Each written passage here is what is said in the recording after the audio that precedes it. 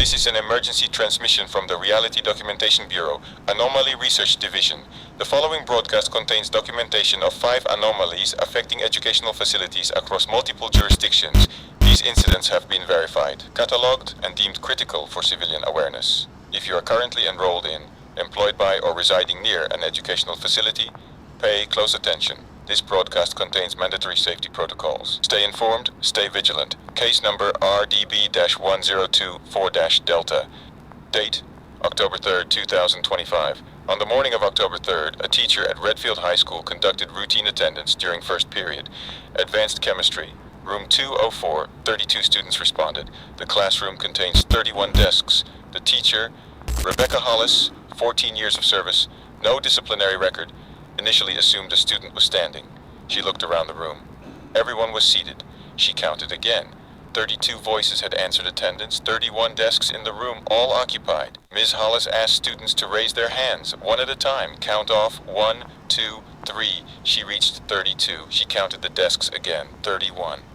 She stopped the class, asked everyone to remain seated and silent. She walked between the rows, counted each desk, touched each desk, 31. She asked, "Is anyone standing?"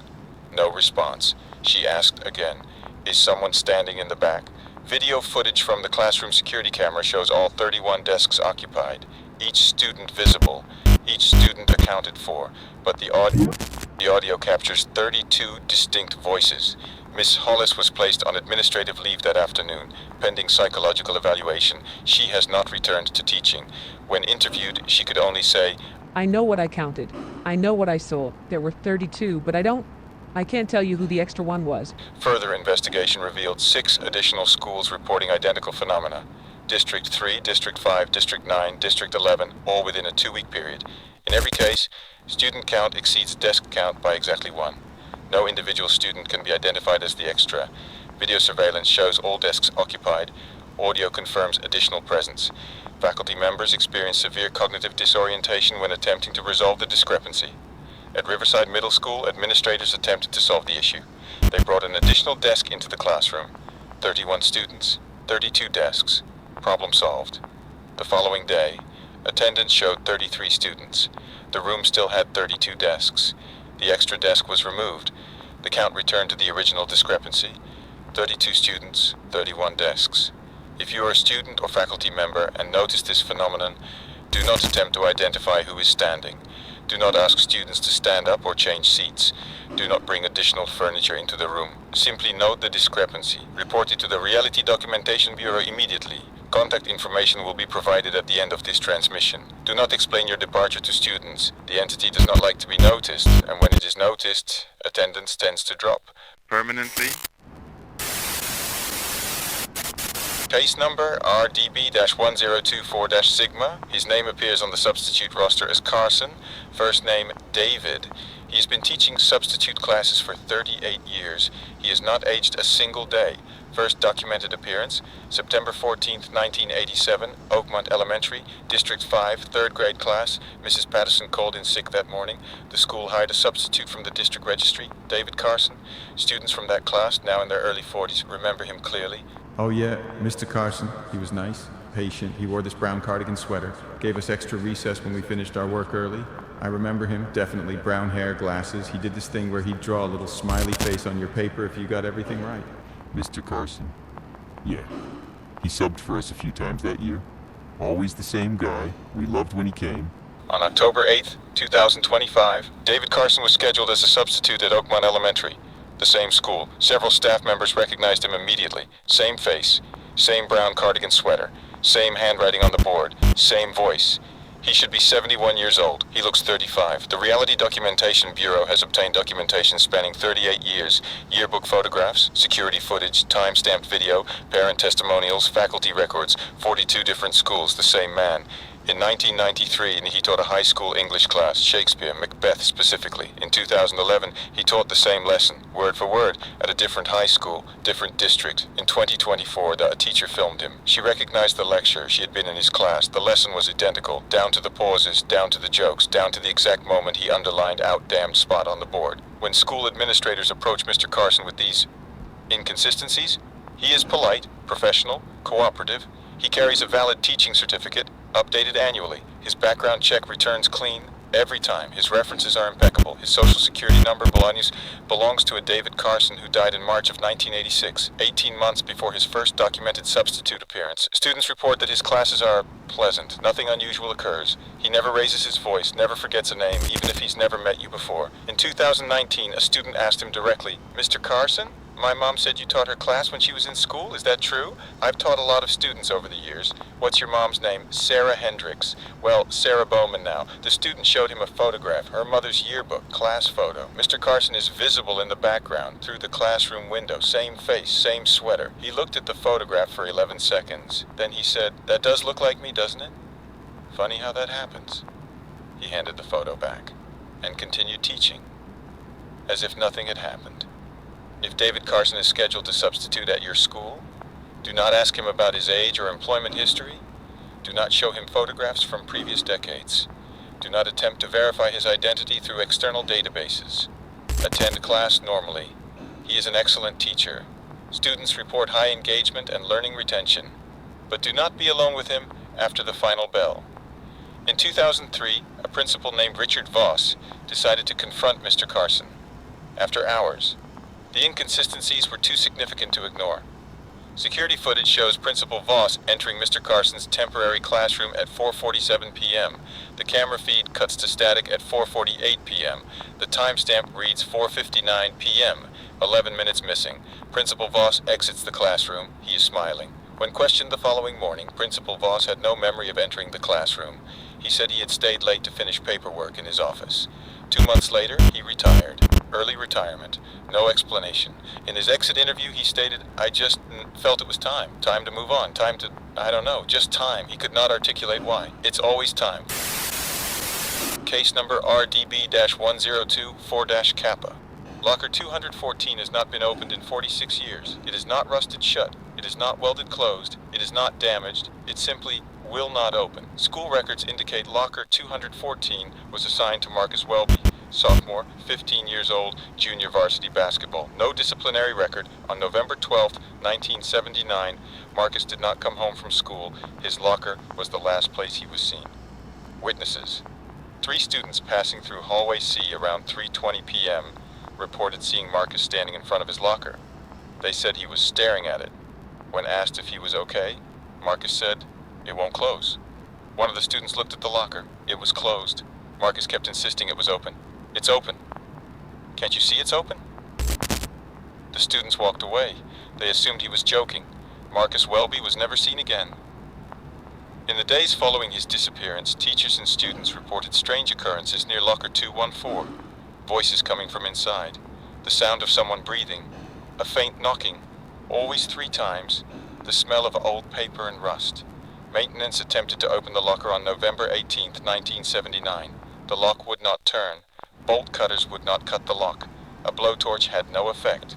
The locker door is made of standard steel, 0.3 millimeters thick. It should not be this resistant. In 1984, a new student was assigned locker 214. She refused to use it after the first day. She said, "Someone's already in there." When asked what she meant, she said, "I can hear him asking to be let out."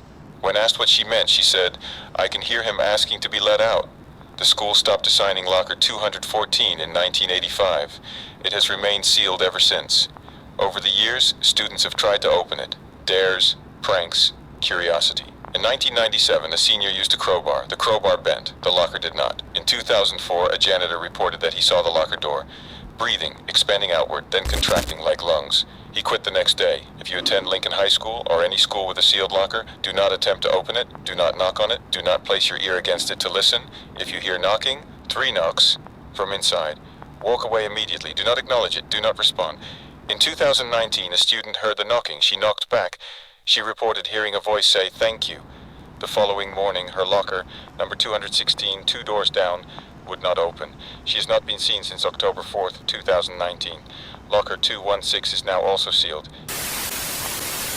Case number RDB-1024-Omega. Look at your class schedule. Count the periods. Now count how many classes you remember attending today. If the numbers don't match, You're not alone. The reports began surfacing in September 2025 across multiple school districts. Students complained of exhaustion despite normal sleep patterns. Teachers reported losing time during the day. Administrators noticed schedule gaps they couldn't explain. One principal in District 8 conducted an audit. The school day ran from 8 a.m. to 3:15 p.m., 7 periods. 45 minutes each, 5-minute passing periods. The math was clear. 8 hours, 15 minutes total. 7 periods at 45 minutes. 5 hours, 15 minutes. Passing periods, 30 minutes. Lunch, 45 minutes. Homeroom, 15 minutes. Total accounted time, 6 hours, 45 minutes. There were 90 minutes unaccounted for. The principal reviewed security footage. The cameras showed students moving through hallways, attending classes, eating lunch. But between second period and third period, there was a gap. The footage jumped from 10:37 a.m. to 11:52 a.m. 75 minutes missing. No camera malfunction was detected. The timestamp was continuous. No breaks, no errors. But the footage? Skipped. When students were interviewed individually, none could recall what happened during that time.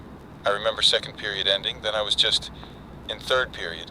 I don't know, I can't remember walking there. It's like I blinked and I was somewhere else. They remembered second period ending. They remembered third period beginning. But they couldn't remember walking to third period. They couldn't remember what they were thinking about. They couldn't remember if they spoke to anyone. One student said, "It's like I blinked and I was just there, in my next class, like no time passed at all." Another said, "I feel like I did something important, but I can't remember what. It's like it's on the tip of my tongue, but I can't get it." A teacher reported, "I have attendance records for a class I don't remember teaching." The attendance sheet was in her handwriting. All students were marked present, marked with her standard notation. She has no memory of that period. Further investigation revealed similar gaps at schools across the country, always between late morning and early afternoon, always between 60 and 90 minutes, always completely forgotten. But here's what we know. The students were somewhere. The teachers were teaching. The classes were happening. They just can't remember. In one school, a student set a reminder on her phone to document everything during the gap period. The reminder went off at 10:45 a.m. She has a voice memo from that time, 42 minutes long. The entire recording is silence, except for one moment, at the 30-minute mark. We're learning something important. The student has no memory of recording it. She doesn't recognize the voice.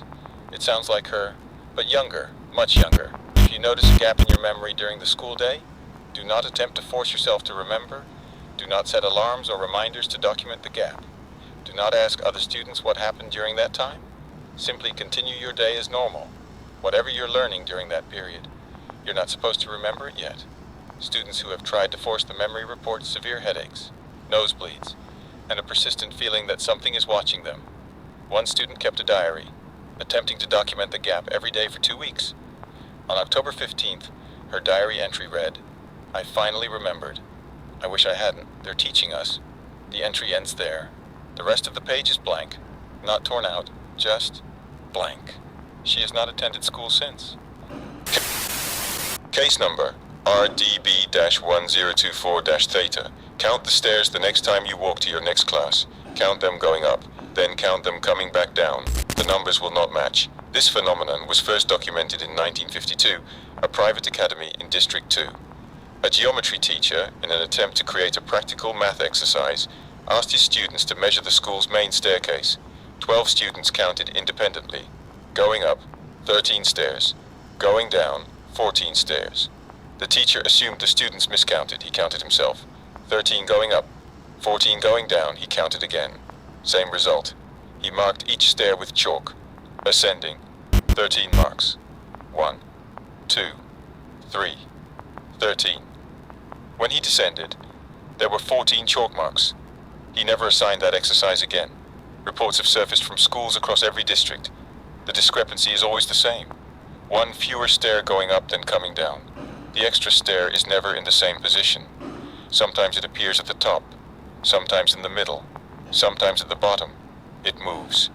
In 2017, a student attempted to identify which stair was the extra one. She placed a small mark on each step as she ascended. 13 marks. When she descended, she found 14 marks, all in her handwriting, all in the same ink. She has no memory of marking the 14th stair.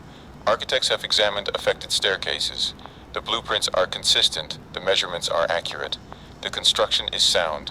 According to every physical assessment, the staircases have the correct number of steps.